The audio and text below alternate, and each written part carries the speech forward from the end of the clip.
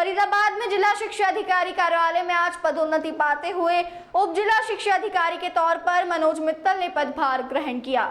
पदभार ग्रहण करने के बाद शिक्षा विभाग के सभी अधिकारियों, कर्मचारियों और जिले के लगभग सभी शिक्षकों ने फूलमाला, फूलों के गुलदस्ते और मिठाई खिलाकर उनका भव्य स्वागत किया। मनोज मित्तल ने मीडिया से खास बातचीत करते हुए बताया कि इससे पहले वो खंड शिक्षा अधिकारी के तौर पर अपनी सेवाएं विभाग को दे रहे थे। अब उप जिला शिक्षा अधिकारी के तौर पर वो विभाग में आए हैं। अब उनकी प्राथमिकता इस बात पर रहेगी कि किसी भी सरकारी स्कूल में शिक्षकों की कमी ना रहे। जिन स्कूलों के भवन की हालत जर्जर है, उनको सुधारने की दिशा में काम किया जाएगा। इसके अलावा सरकारी स्कूलों में अधिक से अधिक बच्चों के दाखिले हो सके, इसके लिए जागरूकता अभियान चलाया जाएगा। गैर मान्यता प्राप्त स्कूल बंद करवाए जा चुके हैं। इसके अलावा जो गैर मान्यता प्राप्त स्कूलों के खिलाफ कार्रवाई अमल में लाई जा रही है, 3 ऐसे स्कूलों पर कार्रवाई की भी जा चुकी है और उनको बंद भी किया जा चुका है। जो भी निजी स्कूल लापरवाही या विभागीय तौर पर गलत पाया जाएगा, उसके खिलाफ सख्त कार्रवाई की जाएगी। किया गया है सरकार की तरफ से, तो क्या प्रायोरिटीज रहने वाली हैं आपकी शिक्षा के क्षेत्र के लिए फरीदाबाद? देखिए, आज मेरा जो पदोन्नत हुआ है वो as a deputy DEO Faridabad मेरे को मिला है और अभी इसमें मेरे को जो उच्च अधिकारियों के द्वारा या निदेशालय के द्वारा जो भी मेरे को आगे पद या जो मुझे ऑफिस दिया जाएगा, उस पर मैं अपनी पूरी चेष्टा करूंगा, अपने पूरे एफर्ट्स करूंगा कि मैं अच्छे से अच्छे अपना कार्य करूं, अपनी कार्यशैली रखूं और ज़िले के जो भी हमारे कर्मचारी हैं, जो भी हमारे शिक्षक हैं, जो भी हमारे स्कूल्स हैं, उसमें हम किसी भी तरह की कोई समस्या ना आने दें। जो बच्चे हमारे यहाँ शिक्षा ग्रहण कर रहे हैं, उनको भी हम फर्स्ट प्रायोरिटी पे रखते हुए पूरा ध्यान रखें। कई स्कूल्स ऐसे हैं जहाँ पर आज भी समस्याएं हैं, उस पर कुछ सुधार देखने को मिले? देखिए, जो समस्याएं हैं उसके लिए पूरी तरह से निदेशालय को समय समय पर हम अवगत कराते रहते हैं और उसमें जो वहाँ से हमको जिस भी तरह का आगे फॉलोअप मिलता है उसको हम फॉलो करते हैं और भविष्य में हम पूरी चेष्टा करेंगे कि यहाँ पर कोई भी स्कूल, कोई भी बच्चे इस तरह से ना रहें कि उनको किसी भी प्रकार की कोई समस्या रहे। एज ए बीओ आपने एक खंड शिक्षा अधिकारी के रूप में एक जो है प्रभार संभाला है आपने, तो क्या क्या कमियां लगी उस समय जो आप करना चाहते थे लेकिन आपके पावर से बाहर था, तो अब जो पावर आपके पास आ गई तो उसमें क्या क्या सुधार करना चाहेंगे आप? देखिए, मैं पिछले 5 साल से 3 साल मेरे पास खंड शिक्षा अधिकारी की एज ए ऑफिशिएटिंग पावर रही। उसके बाद 2023 में मैं एक रेगुलर बीईओ बना फरीदाबाद ब्लॉक का।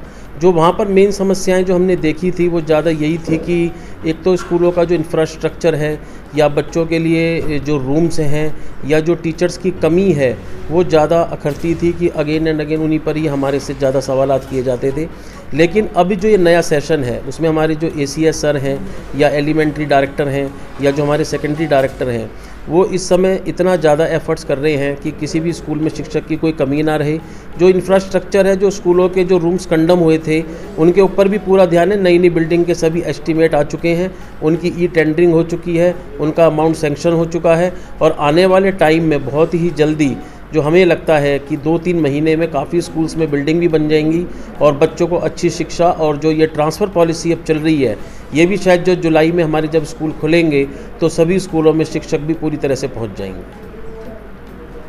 Thank you. सर, बात करें जो प्राइवेट स्कूल है उसमें एडमिशन्स कराने में जो अभिभावक है वो ज़्यादा इच्छुक रहते हैं बजाय सरकारी स्कूलों के, तो क्या कुछ ऐसी पॉलिसी लाने या बनवाना चाहेंगे सरकार से, आपकी तरफ से रहेगी कि सरकारी स्कूलों की तरफ जो है लोगों का, बच्चों का रुझान ज़्यादा हो? देखिए, इसके लिए हमने जो स्कूल है वो समय समय पर सर्वे कर रहे हैं, डोर टू डोर सर्वे चल रहा है कि जिससे हमारी जो स्कूल है सरकारी उसमें ज़्यादा से ज़्यादा संख्या आए।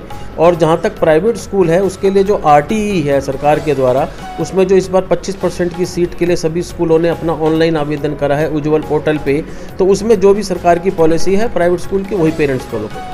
और सर, इस तरीके की अगर उसमें कोई कोताही बरती गई है, 25% जो है जो RTE के तहत सीट देने की की जा रही है कवायद सरकार की तरफ से, अगर वो ऐसा करते हुए पाए जाते हैं उनके खिलाफ क्या? ऐसा है कि उसके लिए सभी को मेल कर दी गई थी कि वो उज्ज्वल पोर्टल पे अपने सभी 25% सीटों को जो है वो तुरंत भर दें। लेकिन जो कुछ स्कूल्स जिन्होंने उज्ज्वल पोर्टल पे अपना 25% का नहीं भरा है, उनके खिलाफ जो है उच्च अधिकारियों के द्वारा हमें निर्देश हुए थे और हमने सभी को शोकॉज नोटिस जारी कर दिए।